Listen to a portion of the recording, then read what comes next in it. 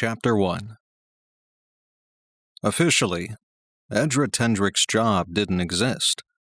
Unofficially, every mytho knew that it was Edra they needed to speak to at Mythological Services if they had a problem with the law. In some ways, his job hadn't changed that much since before the collapse. He still dealt with crime and dispensed justice, though he was sure the human cops would not agree with his methods. Even if they were traditional, humans didn't like anything that was traditionally mytho. In most other ways, his job was unrecognizable. His sword had been lost in the collapse, and sometimes not even mythos listened to him. Enough! The vampires continued to fight, as though they wanted to tear the skin off the other. Enough! Edra stepped between two snarling vampires, fully expecting one of them to attack him. Vampire blood dripped on the wood floor. First blood has been shed. The fight was technically over, but the vampires continued to growl, and the sound grated on Edra's bones. Edra drew in a breath. He could cut the tension with a claw. Well, if he shifted to his dragon form, he could. But he kept his hand out, wishing he held his sword, and not a rather fancy letter opener that had been donated for the ceremony. The room was lit by enough candles to be a fire hazard, and a dozen vampires watched, rapt with the spectacle. This was as traditional as it got these days.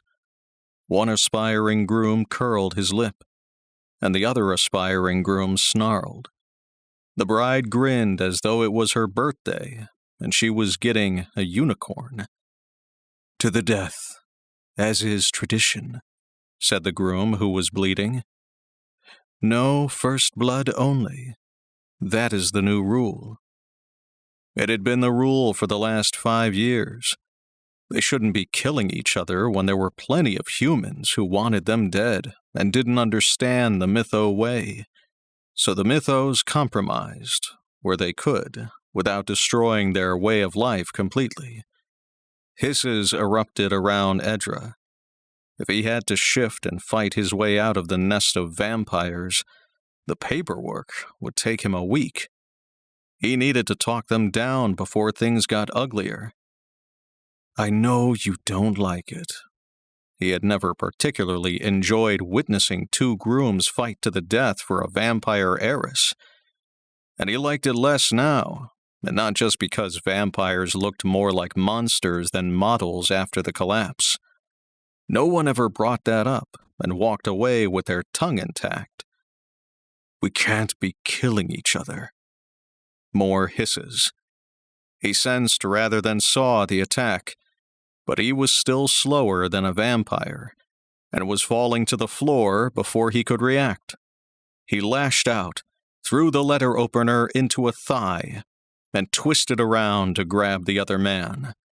He shifted at the same time. His pants ripped as his tail formed and his legs reshaped, and his shirt tore as his arms became wings, and he roared loudly enough to rattle the windows. Then he smacked a wing into the attacker and held the other one down with a clawed foot. The eyes that had been full of bloodlust and glee were now wide with fear. That was more bloody like it.